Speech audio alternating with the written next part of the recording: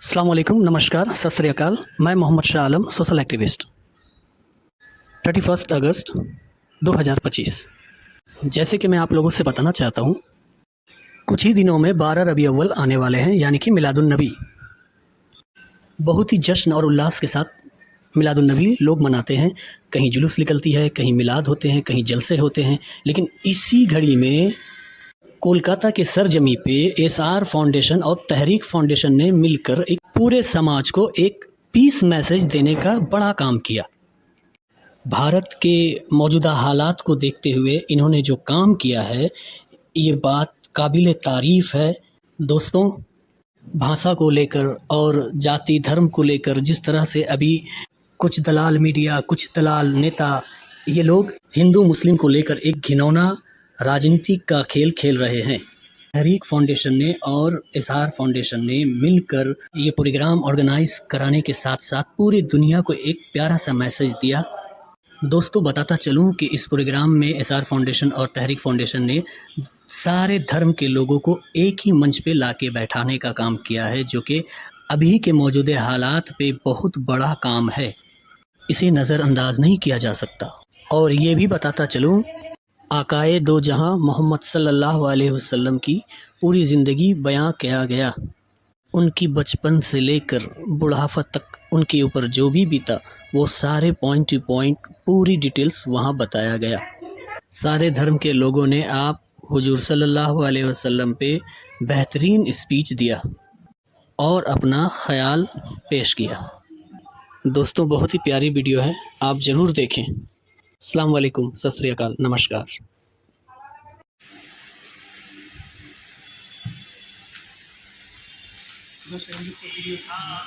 सल्लल्लाहु अलैहि वसल्लम उठ करके खड़े हो गए मुहतरमन। तो किसी ने सहाबी ने कहा, आपके साथियों में से किसी ने कहा, अल्लाह के रसूल, ये किसी यहूदी शख्स का जनाजा है। तो आपने जवाब में फरमाया, क्या ये इंसान नहीं है? क्या ये इंसान नहीं है? तो आज इस प्रोग्राम की जरूरत इसलिए भी है कि सोशल मीडिया का जमाना है। मुख्तलिफ तरीकों से हमारे दरमियान दूरियां पैदा करने की कोशिशें की जा रही हैं, हमारे दरमियान भेदभाव पैदा करने की कोशिश की जा रही है, हमारे मजहब को ये बताने की कोशिश की जा रही है कि हमारा मजहब दूसरों को बर्दाश्त नहीं कर सकता। यानी मजहब को आपस में दूरी का जरिया बना करके पेश किया जा रहा है। ऐसे मौजूदा हालात के अंदर अगर हम और आप मिल करके नहीं बैठेंगे, एक दूसरे के दिल को समझने की कोशिश नहीं करेंगे, एक दूसरे के मजहब को समझने की कोशिश नहीं करेंगे, तो ये जो मोहब्बतें सदियों से चली आ रही थी, ये मोहब्बतें पामाल हो जाएंगी, दूरियां पैदा हो जाएंगी। Is the main issue in Indian religion. Indian context को थोड़ा देखने से ना, it's a very pluralistic context. In the beginning, the full जमात करके, you said that in the flower pot. कितना सुंदर देखता है, but इतना ये problem है.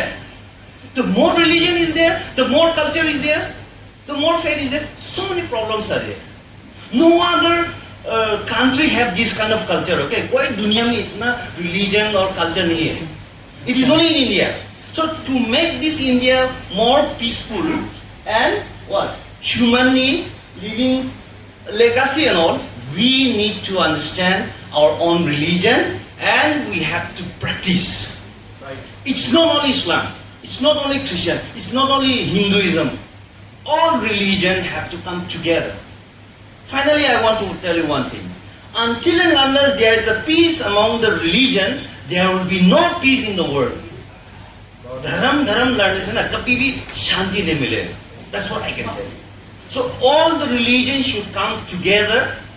If you have any problem, if we have any problem, let's come together in interfaith dialogue. Solve the problem. Bring peace and harmony to our own land. Let's take this human social legacy that which Prophet Muhammad, peace be upon him, have kept us or have given to us. Let's take forward until we come together in one point of time.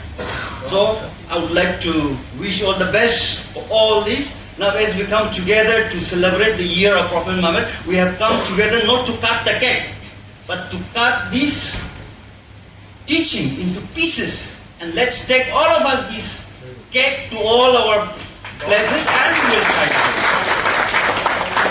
Lastly, I would like to say that may Allah grant us the strength to follow the footsteps of our Prophet in all aspects of our life. Thank you so much.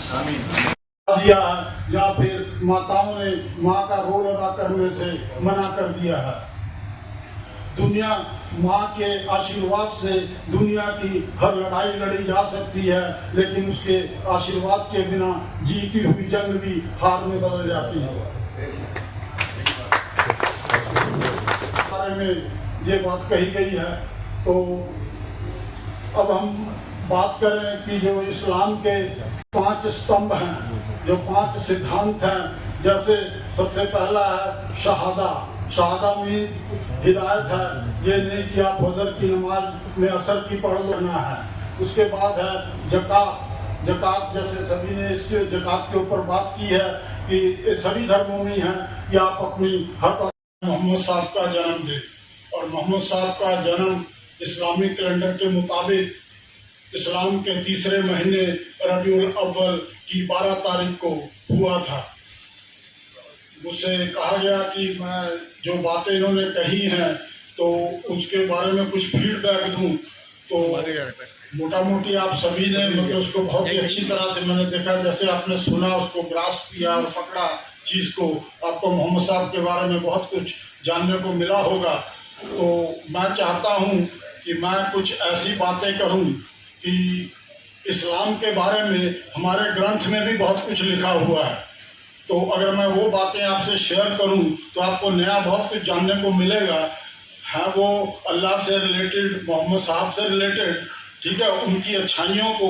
जबकि गुरु नानक देव जी मोहम्मद साहब के लगभग 900 साल बाद इस धरती पर आए, और उस समय आकर भी उन्होंने उनके बारे में जो बातें कही, तो मैं चाहता हूं मैं आपके साथ वो भी शेयर करूं। और मोहम्मद साहब जब इस धरती पे आए तो आप कह सकते हैं the history of human civilization took a new turn, मतलब मानव की सभ्यता के इतिहास ने एक नया मोड़ लिया, और उनकी शिक्षाओं और उनके विचारों ने मानव जाति की दिशा और दशा दोनों को हमेशा के लिए बदल दिया।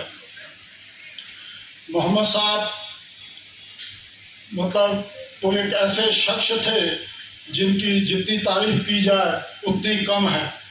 वो जब, जैसा कि भाई साहब ने बहुत सारी बातें बताई, उनका बचपन बताया, जवानी बताई, बुढ़ापा बताया, जो चलो बुढ़ापा में 63 साल की उम्र तक वो धरती पर रहे, और उस समय तक का जो भी उनका एक मुकाम था, और उसके बाद जिस तरह से इस्लाम ने दुनिया में चारों तरफ झंडा इस्लाम का फहराया, वो भी एक मतलब इतना ज़्यादा फहराया कि ये उनकी मतलब शिक्षाओं का ही असर था कि हमें उनके बारे में इतना कुछ जानने को मिला। वो कहते has many things to say, but the topic is completely done. फिर भी तो वो किछु কথা no, I would like to share with you all.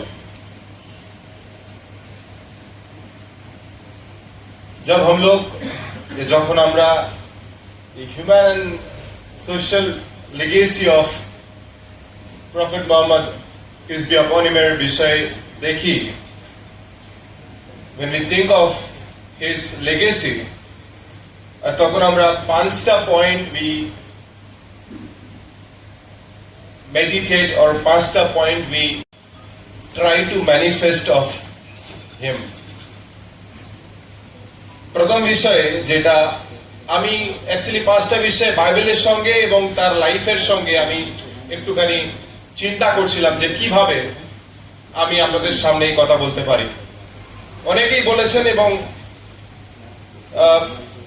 সূরা আত-তাওবা chapter 9 verse 119 where it says সত্যবাদীদের সঙ্গে থেকো, no matter what situation you are into, no matter कि আপনি সত্যি কথা বললে আপনার কি কনসিকুয়েন্সেস আপনাকে ফেস করতে হবে, বাট if Quran says कि সত্যবাদীদের সঙ্গে থেকো, you have to be সত্যবাদীদের সঙ্গে থাকতে হবে। In a similar way, বাইবেলে ইফিসীয় তার 4:25 সেম কথা বলছেন, অতএব প্রত্যেকে মিথ্যা ত্যাগ করুক এবং তার প্রতিবেশীর সঙ্গে সত্য কথাই বলুক। সো আমরা মেবি ডিফারেন্ট রিলিজিয়ন থেকে আসছি, মেবি ডিফারেন্ট কালচার থেকে আসছি, বাট দ্য টিচিং যে শিক্ষা আছে সেটা আমি বিশ্বাস করি প্রত্যেক ধর্মেই আছে। দ্বিতীয় হচ্ছে বিশ্বস্ততা, ট্রাস্টওয়ার্দিনেস। সূরা আন-নিসা চ্যাপ্টার 4 ভার্স 58 it says, নিশ্চয়ই আল্লাহ তোমাদের নির্দেশ দেন যে তোমরা আমানতের হকদারকে পৌঁছে দিবে। And in a similar way, 1 Corinthians chapter 4 verse 2 says, बहुत सारे हमारे गेस्ट कई अलग अलग रिलीजन से आए हैं इसी बात को बताने के लिए कि हम आपस में प्यार के साथ, और हमारी मजहबी पहचाने जरूर अलग अलग हैं। हमारे मजहबी रसूमात, हमारी formal as a Indian citizen we all are one and united to express this spirit है। इस पे हर तरह के लोग आपको दिखाई दे रहे होंगे, और मैं सबका शुक्रगुजार हूं कि ये सब लोग यहाँ आए हैं। और लोगों ने अलग अलग फूलों में वो खूबसूरती नहीं होती जो, तो आज हमने कोशिश की है कि डिफरेंट फ्लावर्स को चुन चुन कर आपके सामने एक पॉट की जरूरत आज भी है। और हम जो लोग यहाँ इकट्ठे हुए हैं, हम लोग यहाँ से एक आवाज लगाएंगे और ये आवाज पूरे मुल्क तक पहुंचाई जाएगी इंशाअल्लाह ताला। आप मुफ्ती साहब से सुन रहे थे, असल में उन्होंने कुरान की आयत पढ़ी थी आपके सामने। मैंने जब प्रोग्राम शुरू करने के लिए माइक पकड़ा था तब मैंने भी वो आयत पढ़ी थी, और उस आयत का जो एक्चुअल मीनिंग क्या क्या उनका काम कर सकते हैं, ये सब चीजें हम आपस में एक दूसरे के साथ बैठ करके समझें। अगर हम ये समझेंगे तो हमारे वो दुश्मन जो हमारे दरमियान दूरियां पैदा करना चाहते हैं वो दूरियां पैदा नहीं कर सकेंगे। मैं उम्मीद करता हूं कि हम सब मिल करके बार बार बैठेंगे और अपने दरमियान जो गलतफहमियां हैं उनको दूर करने की कोशिश करेंगे, और हम इस्लाम के बुनियादी पैगामात को, मोहम्मद रसूलुल्लाह सल्लल्लाहु अलैहि वसल्लम की जो रहमत है, हम उस रहमत और अफ़ो दरगुजर को समझ करके अपने दरमियान दोस्ती को बढ़ाने की कोशिश करेंगे, और इस मुल्क की सलामती और इस मुल्क की गंगा जमुनी तहजीब को बचा करके जैसे हम पहले जिंदगियां गुजारते थे आइंदा भी हम इसी तरह जिंदगियां गुजारते रहेंगे। अल्लाह ताला हम सबको इस मुल्क के अंदर अमन और सलामती के साथ जिंदगी बसर करने की तौफीक अता फरमाए। वमा अलैना इल्लल बलाग। चेयर टेबल ठीक कर रहे थे। बहुत बहुत शुक्रिया सर। मैं आपसे गुजारिश करता हूं कि आप इस थैंक यू सो मच। मेरी हिंदी या उर्दू अच्छी नहीं है तो मैं थोड़ा बांग्ला में ভাবে ইন্ট্রোডিউস করার জন্য আমি আমাদের যিনি হোস্ট তাকে ধন্যবাদ দিচ্ছি। আমি পারি এবং সত্যি সত্যি সেটা আমাদের হৃদয়ে ধারণ করতে পারি, তাহলে কিন্তু আমরা নিজেরা এরকম রাজনীতি নিয়ে আর ভাষা নিয়ে আর ধর্ম নিয়ে আর ছোট্ট একটা ধর্মের কোনো একটা ছোট্ট জিনিস মিলছে না বলে সেটা নিয়ে আমরা কিন্তু এরকম মারপিট করব না। সবচেয়ে বেশি খারাপ হচ্ছে সেটা যখন ধর্মবিশ্বাসীরা একে অপরের মধ্যে মারপিট করে, কেন প্রত্যেকটা ধর্মের আগমনই হয়েছে পৃথিবীতে শান্তি আনার জন্য, এমন কোনো আনার জন্য আসেনি। প্রত্যেকটা ধর্মই শান্তি আনার জন্য এসেছে। তো আমাদের বাহাই ধর্মের যিনি প্রবর্তক বাহাউল্লাহ তিনিও এটাই কথা আমাদের বলেছেন। এবং যে কারণে আপনারা যদি দেখেন যে আমাদের দিল্লিতে যে লোটাস টেম্পল আছে, সেই লোটাস টেম্পলের মধ্যে সব ধর্মের হয়, বাইবেল থেকে কিছু পাঠ হয়, আমাদের বাহাই শাস্ত্র থেকে কিছু পাঠ হয়। কিন্তু এই সব পাঠের মাধ্যমে আমরা যেটা বলতে চেষ্টা করি, ওই একটা মন্দির ভর্তি মানুষ যখন বসে থাকে নিশ্চুপ হয়ে একটা পবিত্র নিস্তব্ধতার পরিবেশের মধ্যে, আমরা তখন এটাই বলার চেষ্টা করি, এই বার্তাই আমরা দেওয়ার চেষ্টা করি যে ঈশ্বর কিন্তু এক, তিনি কিন্তু যুগে যুগে আমাদের সঙ্গে নানা শাস্ত্রের মাধ্যমে কথা বলেছেন, কিন্তু সেই ঈশ্বর এক যিনি বারবার আমাদের সঙ্গে কথা বলছেন। তো সেই ঈশ্বরের একত্বের কথা যাকে আমি অপশব্দটা বলতে চলেছি, সে কিন্তু সেই মানুষটি যাকে আমার ঈশ্বর সৃষ্টি করেছেন। যখন আমি কারুর ধর্ম সম্পর্কে বা কারুর ভাষা সম্পর্কে বা কারুর রাজনৈতিক নেতা সম্পর্কে কোনো অপশব্দ আমি ব্যবহার করতে চলেছি, তখন কিন্তু আমার যেন মনে পড়ে যায় যে যার সম্পর্কে বা যাদের সম্পর্কে অপশব্দ ব্যবহার করছি বা যার মনে এই অপশব্দ ব্যবহার করে আমি দুঃখ দিতে চলেছি, তার হৃদয়ে কিন্তু আমারই ঈশ্বর বিরাজ করে। उनकी टीचिंग्स को फॉलो करने लगे हैं। तो ये पहली बात तो ये डिफरेंसेस जो हम समाज में देखते हैं ये हमको निग्लिजिबल दिखाई देगा। प्रिंसिपल एक है तो सब एक जैसे दिखाई देंगे। दूसरी बात ये झगड़े फसाद रिलीजन के नाम पर तो कम से कम नहीं हो सकता। मैम ने कहा कि 10 बीघा जमीन मेरे पास है, 20 बीघा वाले का कब्जा करें तो झगड़ा हो सकता है, वरना रिलीजन के नाम पर झगड़े नहीं होंगे। तो हम सब कोशिश करें कि আমার মনে হচ্ছে একটা ভারতবর্ষ এইখানে আবার ছোট একটা দেখতে পাচ্ছি আমি। এখানে হিন্দু মুসলিম খ্রিস্টানের জন্য যে আমরা সর্বধর্মে ভারতবর্ষ, সেই ভারতবর্ষটা কিন্তু আমি এখানে দেখতে পাচ্ছি। আজকে এখানে যারা আছেন সকলকে আমি নমস্কার সালাম জানাচ্ছি। আর আজকে বেশি কথা বলবো না, আমাদের সকলকে সচেতন থাকতে হবে যে আজকে ভারতবর্ষে যে পরিস্থিতি আমরা দেখতে পাচ্ছি, একটা শ্রেণী ধর্মকে নিয়ে বা আমাদের ভাই ভাইদের মধ্যে বিভাজন করার চেষ্টা করছে। আমরা খুব বিচক্ষণভাবে এটা ভাবতে হবে, কারণ আমরা এতদিন দেখে এসেছি কে হিন্দু, কে মুসলিম, কে খ্রিস্টান, কে জৈন, আমরা কোনোদিন আনিনি। আমরা সবাই সবার অনুষ্ঠানে গেছি, একসঙ্গে খাওয়া দাওয়া করেছি, একসঙ্গে থেকেছি, একসঙ্গে সমস্ত ফেস্টিভ্যালে রয়েছি। কিন্তু এখন বর্তমানে যা পরিস্থিতি আমরা দেখতে পাচ্ছি, এই ভয়ানক একটা পরিস্থিতি আসছে। তাই এখানে আমরা সর্বধর্ম নির্বিশেষে আমরা রয়েছি।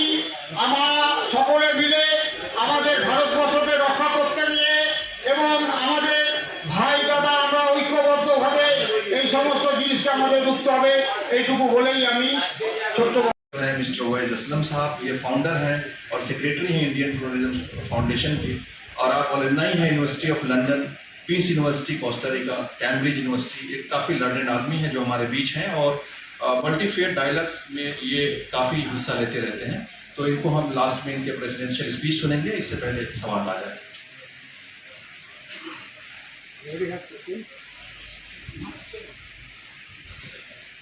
এসআর ফাউন্ডেশনের কাছে অনুরোধ আমার, ফাদার সাহেবকে বলে গেলেন মনে ইচ্ছা আমরা একটা 4টে দেওয়ালের মাঝখানে আমরা এই প্রোগ্রামটা দিয়েছি। এটা যদি ওপেন জায়গা হলে খুবই ভালো। আমি দোয়া করি এটা ইনশাআল্লাহ তাহলে আপনারা একটা ওপেন জায়গা নিয়ে যান। ওর জন্য যদি আমাদের কোনো প্রয়োজন পড়ে আমরা সামিল হবো। इनका नंबर आप ले लीजिए, इनका हेल्प लेंगे हम लोग और बाहर भी प्रोग्राम करेंगे इंशाल्लाह। আমি ডক্টর সঞ্জয় কুমার সরকার। আমার বেশ কিছু সমস্যা রয়েছে। প্রথম সমস্যাটা আমি বলি যে ধর্ম আগে এসেছে না মানুষ আগে এসেছে। যদি মানুষ আগে এসে থাকে তাহলে পলিটিক্সটাও তার সাথে সাথেই জন্ম নিয়েছে।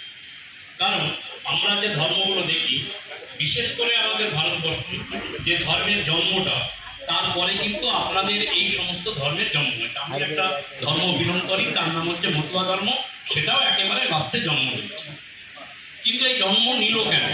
কারণ আমাদের একটা ধর্মের থেকে নিয়েছে, সেই ধর্মটার যে পরিস্থিতি আজকে এই ধর্মগুলোর মধ্যে নেই। কারণ সেখানে বলে দিয়েছে যে একটা ভগবানের মুখ থেকে একজনের সৃষ্টি হয়, বাহু থেকে একজনের সৃষ্টি হয়, আর পদতল থেকে আমাদের মতো যারা schedule caste, schedule tribe, untouchable তাদের জন্ম হয়েছে। ফলে সেখানে আপনি বলুন যে এই সিস্টেমের মধ্যে থেকে আমরা কি করে বেরোব? ধন্যবাদ।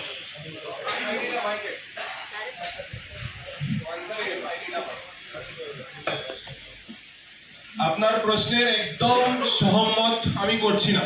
প্রথম বিষয় হচ্ছে there is no উঁচু জাতি, there is no নিচু জাতি। ঠিক আছে?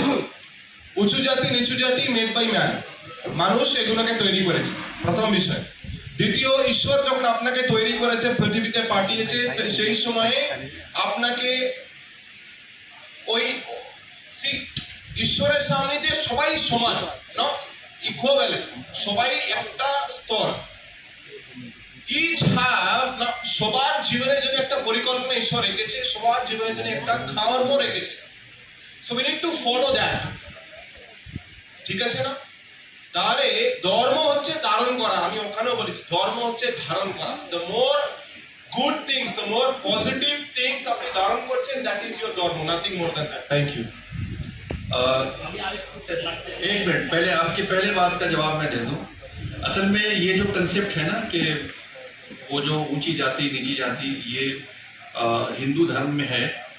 और अफसोस की बात यह है कि हिंदू धर्म की जो डिवाइन ओरिजिन की बुक है वेदास, ये वहां नहीं मिलता है, ये मनुस्मृति में मिलता है। तो मनुस्मृति मैन मेड बुक है और ये इसका कोई ऑथेंटिकेशन डिवाइन नहीं है। तो ये वैसे भी एक मिथ है जो हम ढो रहे हैं। आप हिंदुओं के बीच, हिंदू समाज में जाकर हम ये कहते हैं कि ये आपके धर्म की चीज है ही नहीं, ये तो कुछ लोगों ने अपने पर्सनल बेनिफिट के लिए आप पर थोप दिया। मत मानिए उसको, you reject it. Being a Hindu you can reject it because Vedas are not permitted. Next question. Yes,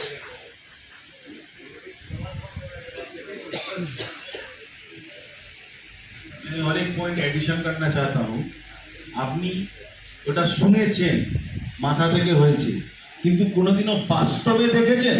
ইতিহাস কোথাও লেখা রয়েছে যে কোনো মানুষ মাথা থেকে জন্ম নিয়েছে, কোনো মানুষ হাত থেকে জন্ম নিয়েছে, কোনো মানুষ পেট থেকে জন্ম নিয়েছে, বা আনটাচেবলস যারা যারা আমরা বলি যে আমরা আনটাচেবলস, তারা পা থেকে জন্ম নিয়েছে?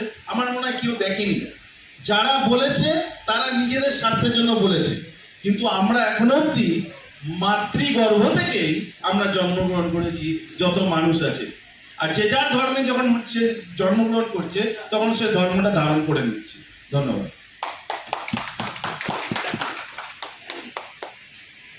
যে যার ধর্ম থেকে জন্মায় সে ধারণ করে না, ধর্মটা পরবর্তীকালে নেয়। মুসলিমের ছেলে যদি জন্ম হয় সে মুসলিম হয়ে জন্মায় না, মুসলিম পরবর্তীকালে হয়। আপনি যদি ক্রাইস্ট হন, ক্রাইস্ট হয়ে জন্মান না, ক্রাইস্ট পরবর্তীকালে হয়। কিন্তু হিন্দু এমন একটা ধর্ম, যে ধর্ম জন্মালে সে হিন্দু হয়ে জন্মায়। পরবর্তীকালে এসসি এসটি বা এই আনটাচেবল, তারা এমন একটা ধর্ম জন্মাবার পরে অলক্ষ্যে একটা ছাপ দিয়ে দেওয়া হয় যে সে এসসি বা এসটি বা সে অন্য লোক। আপনি বললেন নাই, আমি চ্যালেঞ্জ করে বলছি, মনুস্মৃতি মনুসংহিতায় রয়েছে, গীতাতে বলে দিয়েছে যে মায়া, চতুর্বর্ণ মায়া সিস্টেম, 4টে বর্ণ আমি সৃষ্টি করেছি। কে বলছে? সেই কৃষ্ণ যে জনার্দন, তিনি যদি বলেন, তিনি বলছেন আমি সমগ্র ইয়ের সৃষ্টিকর্তা, তিনি বলছেন আমি চতুর্বর্ণ সৃষ্টি করেছি। সেই বর্ণের একটার নাম হচ্ছে শূদ্র। আর যারা এই যে আনটাচেবল, এরা শূদ্রের ওপরে, তাদেরকে বলা হতো অতি শূদ্র। ধন্যবাদ। नहीं, असल में ये नहीं ठीक है। पोस्ट आप वापस वहीं पहुंच गए।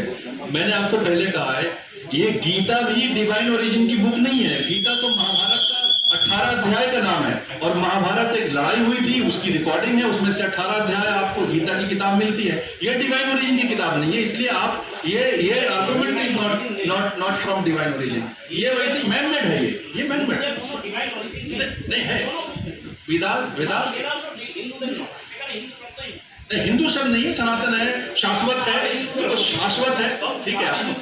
अच्छा, और कोई सवाल प्रॉफिट मोहम्मद सल्लल्लाहु अलैहि वसल्लम के बारे में? और एक सवाल, एक आप ये सवाल जी,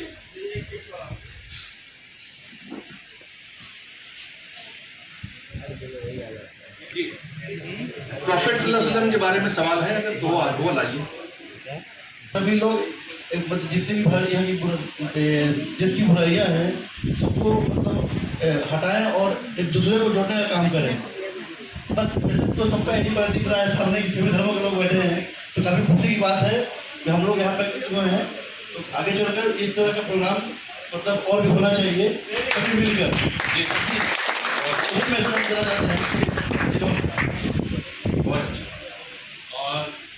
और हम उनके लिए बहुत बहुत धन्यवाद व्यक्त करते हैं कि उनके दिमाग में बहुत अच्छे अच्छे विचार हैं जो कि सबके सामने प्रकट किए। मैं उनके लिए सबको हाथ ताली मारने का एक, और मैं फादर साहब को भी बहुत धन्यवाद व्यक्त करना चाहता हूँ। अभी सर्व সব ধর্মের সমন্বয় নিয়ে একটা ধর্ম আলোচনা হচ্ছে প্রফেট মোহাম্মদের লাইফ নিয়ে। তো আমি একটু যেটা বলার আছে যে বিভিন্ন ধর্মের একটা ধর্ম কোনো রিপ্রেজেন্টেটিভ এখানে দেখছি না, যে থাকতো আমার মনে হয় ভালো হতো। সেটা হচ্ছে বৌদ্ধ ধর্মের ওই বুদ্ধিস্ট এখানে থাকলে তার দর্শন তার মতাদর্শন আমরা জানতে পারতাম।